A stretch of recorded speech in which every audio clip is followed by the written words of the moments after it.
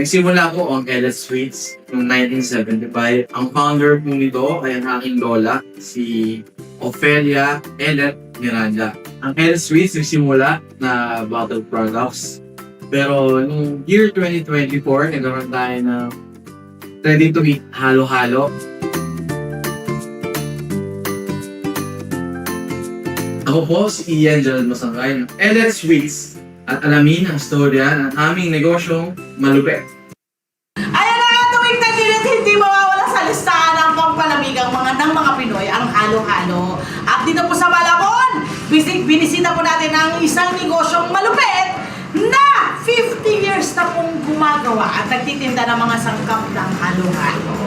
At syempre kasama po natin ngayon ang isa sa mga ari ng negosyo ito, si Sir Ian Gerald Masangkay. Good morning, Gerald! Morning. Kailan napasa sa'yo to, yung business? Hindi pa talaga nagpapasa. I Nagpamanage mean, lang po ako. yung parang isinali ka na para mag-manage na or Last year, 2025, ako na yung nagpamanage ng business. Bakit nag-decide ang parents mo na, ikaw na yung susunod, ikaw na ang gumawa nito, ganyan?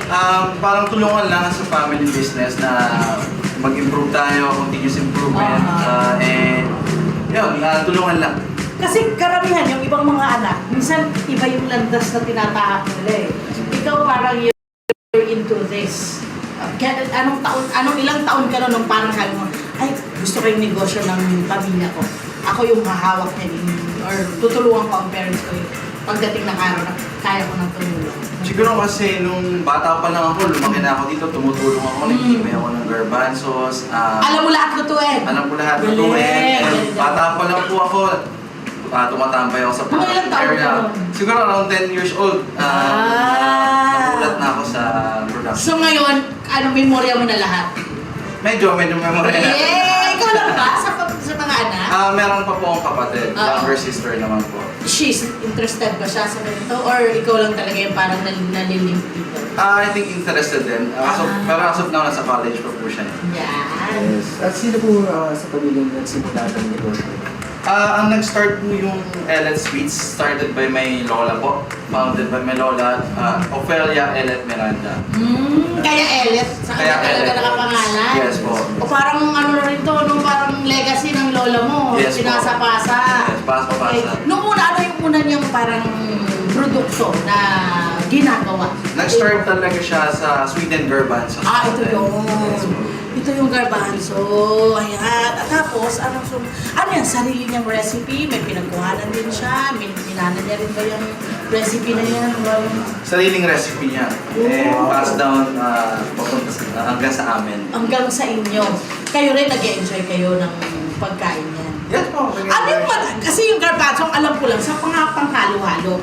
Pero hindi ko alam na parang as it is, pwede mo siyang kainin ng dessert. Yes po. Tama? So paano ganyan lang o nilalagyan nyo ng yelo pa? Dito sa, naging tradition dito sa atin sa Malabon, tsaka Nabotas na ginagawa siyang dessert as is. Pinapalamig siya, then mahupakan siya as dessert talaga. Ang galing! Yes po. Mga nakakailang cup ka niyan. Malaki yan siya. Sarap eh! Medyo malakas. Hindi, masarap yan, di ba? Okay. At syempre, yes, John. Oo nga, saan nyo inaangkat ang mga prutas at iba pang ingredients para makagawa ng mga minatamis na ito? Iba-iba yung mga supplier natin from nearby provinces such as Quezon Province, Laguna, Batangas. So you mean Filipino producers din? Yes, usually Filipino producers. Oo. Kumusta? Kasi di ba, kagaya niyan, mayaman pa rin ba tayo sa mga nagpo-produce ng mga to or pakonti na sila ng pakonti, Gerald? With the years na nagdaan na, kasi 50 years na to eh, diba? Yung inyong business eh. Kumusta? Padami ng padami ang mga gumagawa? Okay naman, ang medyo nagkaka-challenges lang tayo minsan sa fresh mga puno. Oo, ito Kasi yun. naapektuhan siya ng mga natural calamities natin. Tsaka bagyo, tsaka mga insekto yata, Yes po. may mga pumipeste. Kailangan pala talagang tulungan natin sila, Yes po. Siguro, baka naman yung ating DAR, katulungan natin sila. Okay, so ipapakita nung sa atin dito ni Gerald, paano yung proseso kasi pwede mag-DIY dito pag pumasok, dahil bibenta rin po sila ng halo-halo mismo, yung Ellet's halo-halo mismo. Paano ang proseso ng paglalagay nito? May DIY ba or Bahala kayo ganyan. Step by step. Pwede natin siyang simulan sa ice. Oo. Uy, special daw tong yellow nyo. Yes, milky ice na po siya. Ligo pa lang. Oo. Yung ice natin, composition ng different kinds of milk na binuo maging yellow. Then, you can choose whatever. Gaano kataas yung ilalagay mo na yellow? Yan, pwedeng ganyan. Pwede Tapos na may to. ingredients, tapos yellow ulit, tapos toppings naman. Okay. Ito, lagyan natin ito. Ayan, lagyan natin. Tawag dito may love. Kaong po. Kaong. Pero ito mga color, mga ano naman, ito mga food color naman yan, di ba? Yes po, may food Ayan, color. so ilalagay ulit ang ganyan. Yes po. Tapos ilagay ulit natin ng Red ito, mungo. red mungo. O, ayan, may red mungo tayo, coating yellow ulit. Pwede rin po. Ayan, bahala kayo daw, bahala kayo sa gusto nyo. Ayan, tapos lagyan natin itong White beans. white beans. Oo. Sa ganito, magkano po siya? Yung ganyan. Yung fix natin na ready to eat milky ice halo-halo. Price 130 pesos. Oo. Tapos, ito ay may iba't ibang sizes na or iba't ibang sizes ba to or pare-parehong sizes? One size lang po tayo. One size na. May iba't ibang klase rin daw po ba kayong halo-halo? Meron pa tayong ibang flavors such as Choco that's Mungo. good. Ito, this year lang natin siya nilaunch. Bali, basically, para siyang halo-halo rin, pero meron siyang chocolate spread and Oreo crumbs and chocolate cake sa iba. Oo. Tapos syempre ang topping nito pwede na yung ating Leche flan, tsaka leche becalera. flan. Ayan, tama ba itong ginawa ko? Parang, Pwede po. ayan, leche flan. At nilagay na rin yung yung ube. Okay. Ayan. So ito, magkano nga ulit ito? Pwede magdalawa lang yan o pwede kahit ilan? Para sa'yo ma'am, kahit ilan. Hindi, pero hindi yung tamang binibigay nyo lang. Ganun talaga, isa-isa. Hindi ko once. Magkano ito ang ganito? Yung ready to eat natin ngayon, 130 po. 130. Nilagyan ko na ba nito? Wala Hindi ko pa. ba nilagyan nito? Wait lang ha. Lugi ako na bang nagbayad? Ayan! So ganyan na siya! Yes, Uy, po. naku na ako ganda, diba? Talaga naman mag-enjoy yung ating mga kliyente nito. Wala pala akong mic. So sino kadalasan ang inyong mga kliyente or clients dito sa inyong mga produkto? Meron tayong mga sinusuplayan na other restaurants sa bottle products natin. Pero may sa ready to eat natin, kahit sino naman nag-enjoy sa ating halo-halo. Correct. Tikman ko nga ito. Grabe! Yellow pa lang, ang sarap na! Grabe, ang sarap na agad kasi yung kanilang so hindi na ito bubuhusan ng gatas. Kasi yung yellow nila, may gatas. Yes, nakalagay na. Okay. Eto naman, ay kita niyo yung mga nakabote dito ngayon, di ba? Dahil nagsimula nga sila sa pagiging supplier ng mga panghalo sa halo-halo. Yes, ma'am. May pagkuhaan na kayo ngayon, lumaki na. Sakto lang. Kuna! Makilalo. Kaya sama mo kami. Halika rito. Punta na tayo sa gawaan Yes, yes, yes. ng kanilang mga produce.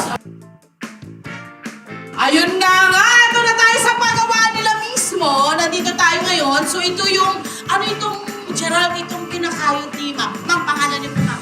Emma. Nakailang na po kayo. Patingin nga ako ng makapumubigyan niyo nga ako ng isa. Ayan, so dumarating dito, ganito na pala, Gerald. Yes, ma'am. Ito ang makapuno. Ito ba ay marami tayong ngayong mga nakukuha? Pag summer season, medyo marami na talaga siya. Marami?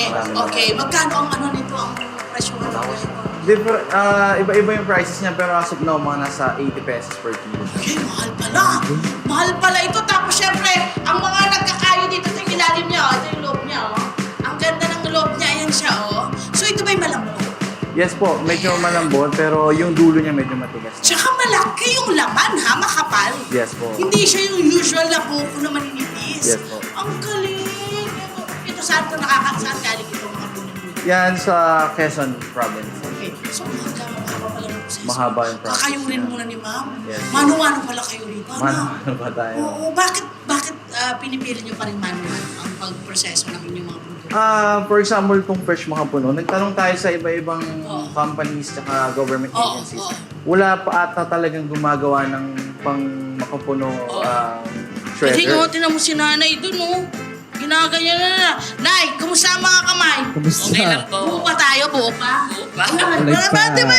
Yan ang mga ano eh, hindi mapapalitan ng mga makina yung magandang pagkain eh. No? Kasi pag kinayod yung pinakabao, hindi na rin masarap yun. Ito naman, ito yung kanilang pinag-umpisahan. Okay, yung kanilang mga garbanzo. Ano nung ginagawa ni Ma'am dito? Kuya Gerald, ano yung ginagawa ni Ma'am dyan?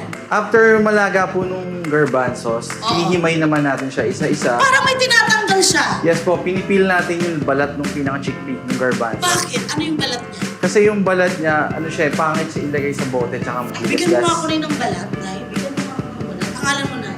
Claire. Ate Claire. Look at that! Ate Claire. Ayan o. Ito yung ano, ito yung balat o. Matigas nga! Gerald! Hindi masarap to! Pero Gerald, 5 na. 5 na to, pero pwede kainin to. Oo. Hindi po siya nare-recommend kainin Ay. yung balat. Bakit? Bakit? Sure. Parang masama ba siya sa tiyan, Masama? ganyan? So, Hindi ito yung naman. garbanzos area. Okay. Paano nyo sinisiguro, Gerald, na yung quality po ng mga produkto ninyo ay consistent kayo? Meron tayong standards na sinusunod po in every production natin. Ayan, so dito na ang pagluluto, Gerald. Yes, Anong ma'am. ipapakita mo sa aming proseso dito? Ngayon, ang papakita natin yung pagluto ng garbanzos tsaka ng fresh makapuno. Oy! Wow. Okay, so paano ito? Paano ito? Kasama natin? Sino ang kasama natin today? Si Kuya Sunny. Kuya Sani! Kuya Sani, gaano katagal na kayong nagluluto rin? Bago pa lang ako. Bago pa lang. Mukhang hindi naman kayo parang bago pa lang. Okay, paano Kuya? Paano Gerald ang ginagawa? Ano itong mga nakasalang dito? Anong meron tayong nakasalang? Ayan yung ating sugar syrup. We don't use, hindi tayo gumagamit ng artificial sweetener. Ay, So siya ay pure high quality sugar and water. Wow. yan ay locally produced din? Or... Yung iba local, iba imported. Okay. Pero Tinutu- yan, gamit natin Ano yan? yung local po. Tinunaw? Yes po, pinapakuluan. Pinakukuluan. Mga ilang oras po siya Pinakukuluan. Okay, tapos, May certain minutes siya na pinapakuluan, tsaka natin siya ibubuhos. Tsaka natin bubuhos yung mga products Okay. okay, pag ayan na, eto na, pwede na ba ilagay yan? Ilalagay na ba natin yung makapuno natin? Yes po, ready Ayan, na po sige siya. sir, Kuya. Sir Sunny! Sunny! Ayun na pala ilalagay Sunny, niya. ilang kilo ang ilalagay niya dyan? Gerald. 7 kilos po. Kuya Sunny, pakita natin dito para makita ng kawawa naman yung cameraman namin. Hindi niya makita ang paglagay. Ayan, Kuya Sunny. Ayan, tapos, gaano katagal ang pagluto? Siguro mga 1 hour po. 1 hour din. 1 or 2. So, ganyan din ang pagluto ng garbanzo. Parang yung garbanzo na Same lang rin hilaw, po, yes. ilalagay mo doon. Yes po, ganun lang. Kasi luto na yun eh, yung Luto na! So, nilaga muna yung garbanzo, tapos, Binalatan. pinakuluan nyo yung sweetener niya, Yes po. ilulubog nyo rin dyan yung garbanzo. Ilulubog. Ayan, gusto ko makita yung garbanzo, pati yung naman natatay, saan yung paglubog ng garbanzo. Ano yan, tuloy-tuloy na paghalo? Gerald? Hindi naman, ano lang, binabalikan Oh, lang. ilagyan ng vanilla tuloy. Pandan. Pandan. Yung kasi Pandan. pang ano niya, pang bigay ng magandang aroma, no? Aroma, yes Yung po. pandan. Yes. Tsaka Pinoy na Pinoy talaga yan. Yung mga ganyang leveling. Ayan, ilalagay lang natin yung garbanzo para makita lang ho natin. Yung binabalatan kanina, ayan na, ilang kilo to? Ayun. Mga ilang kilo yan, Gerald? Siguro po, nasa around 10 kilos. Okay. So, saan ang bottling ninyo? Saan ang Dito bottling po ang ninyo? bottling natin. Dito na ang bottling nila. So, pag naluto na doon, eto na ang bottling. Siyempre, nakita natin, pinalamig lahat to. Pinalamig. Ano yung may ginagawa kayo sa ano eh? May ginagawa kayo sa mga bote, di ba? Yan ay pinakukuluan nyo ba? Ini-steamer? Paano ba? Opo, hinugasan natin siya, tapos i-steam natin siya before siya magamit. Okay. Tsaka ibobote dyan. Pwede ba namin makita yung pagbote mo? Ito, ang laki pala nito. Ano yung ilalagay natin Yan po yung dyan? big size. Ang ilalagay natin ngayon, yung bagong lutong red mongo na. Red Mungo naman.